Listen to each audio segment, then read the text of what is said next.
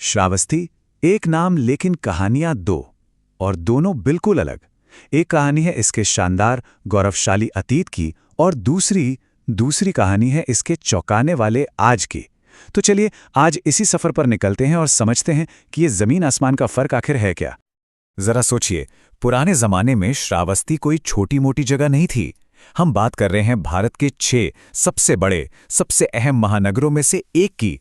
चंपा, राजगृह, साकेत, कौशांबी, वाराणसी और फिर श्रावस्ती। मतलब ये पावर, कल्चर और नॉलेज का एक जबरदस्त हब था। तो फिर सवाल ये उठता है कि इतने महान शहर का आखिर हुआ क्या? एक शहर जो कभी दुनिया भर में जाना जाता था, आज उसकी क्या हालत है? चलिए पता लगाते हैं। तो इस कहानी को ठीक से समझने के लिए हमें थोड़ा टाइम में पीछे चलना होगा, उस दौर में जब श्रावस्ती दुनिया के मैप पर एक चमकते सितारे जैसा था। देखिए, श्रावस्ती सिर्फ एक शहर नहीं था, ये उस वक्त के पावरफुल कोसल महाजनपद की राजधानी थी।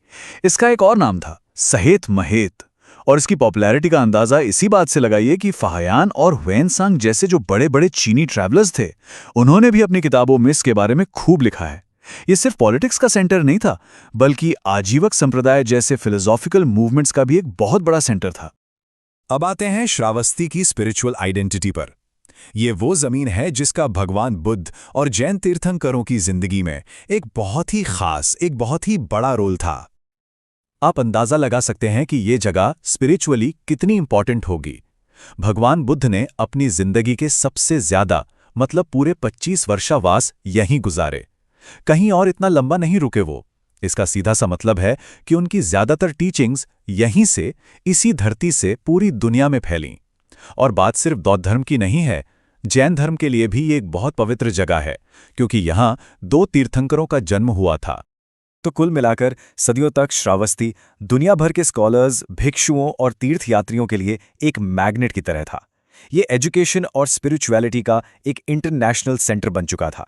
लेकिन अब कहानी में एक बहुत बड़ा ट्विस्ट आने वाला है।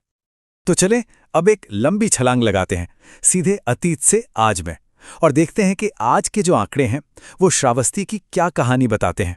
और मैं पहले ही बता दूं, ये कहानी आपको हैरान कर सकती है। 46.74%। ये नंबर क्या है? यह है श्रावस्ती की टोटल लिटरेसी रेट, जो पूरे उत्तर प्रदेश में सबसे कम है। सोचिए कितनी बड़ी आयरनी है ये। जो जगह कभी नॉलेज का सबसे बड़ा सेंटर हुआ करती थी, आज वही एजुकेशन में सबसे पीछे खड़ी है। और अगर हम थोड़ा और डीप में जाएं तो सिचुएशन और भी सीरियस हो जाती है। ओवरऑल लिटरेसी तो कम है ही, लेकिन जब बात फीमेल लिटरेसी की आती है तो भी ये जिला पूरे स्टेट में सबसे नीचे है। ये वाकई एक बहुत बड़ा चैलेंज है। और ये कहानी सिर्फ एजुकेशन तक नहीं रुकती। एक और चौंकाने वाला फैक्ट सुनिए। 2001 से 2011 के बीच यहाँ की पॉपुलेशन बढ़ी नहीं बल्कि कम हो गई। डिकेडल ग्रोथ रेट माइनस में थी, -5.02%। सवाल यह है कि ऐसा हो क्यों रहा है? तो पिक्चर अब बिल्कुल क्लियर है। सबसे कम लिटरेसी, सबसे कम अर्बनाइजेशन और सबसे ज्यादा रूरल पॉपुलेशन। मतलब डेवलपमेंट के ज्यादातर पैरामीटर्स पे श्रावस्ती आज काफी पीछे नजर आता है। तो इतने सारे चैलेंजेस के बीच आज श्रावस्ती की पहचान क्या है? चलिए अब जिले की मॉडर्न आइडेंटिटी, इसके कल्चर और इसकी ज्योग्राफी को थोड़ा समझते हैं और पास्ट और प्रेजेंट को कनेक्ट करने की कोशिश करते हैं। आज का जो श्रावस्ती जिला है वो मई 1997 में बना था, बहराइच जिले से अलग होकर।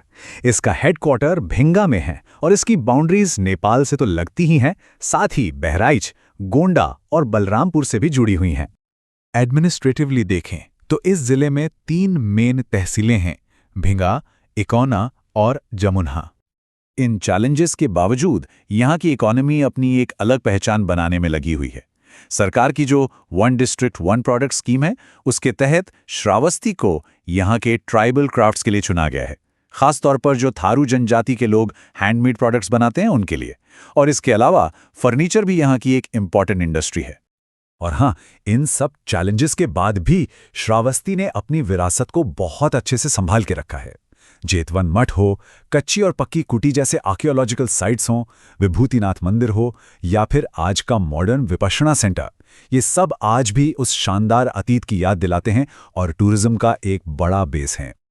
तो हमारी अब तक की जो ये पूरी पड़ताल है, वो हमें इस कहानी के सबसे अहम हिस्से पर ले आई है, जो इस पूरी कहानी का निचोड़ है। श्रावस्ती, एक ऐसी जगह जो कॉन्ट्रास्ट से भरी हुई है। तो ये हैं श्रावस्ती की वो दो तस्वीरें। एक तरफ एक ग्लोबल सेंटर ऑफ नॉलेज जो आज स्टेट में सबसे कम लिटरेसी से जूझ रहा है। दूसरी तरफ एक पावरफुल किंगडम की कैपिटल जो आज सबसे कम अर्बनाइज्ड है। एक ऐसा शहर जहां कभी पूरी दुनिया से लोग खींचे चले आते थे और आज जहां की अपनी ही आबादी कम हो रही है। असल में श्रावस्ती की कहानी सिर्फ एक जिले की कहानी नहीं है। ये तो पूरे देश की एक बड़ी सच्चाई को दिखाती है, जहां एक तरफ हजारों साल पुराना शानदार इतिहास है और दूसरी तरफ डेवलपमेंट के आज के बड़े बड़े चैलेंजेस। दोनों साथ साथ चलते हैं। और आखिर में एक सवाल जो हम सबको सोचना चाहिए, क्या श्रावस्ती की नॉलेज और एजुकेशन की वो महान विरासत आज की जनरेशन को इतना इंस्पायर कर सकती है कि वो इन सभी मुश्किलों को पार करके एक नया, एक बेहतर भविष्य बना सकें? ये सोचने वाली बात है।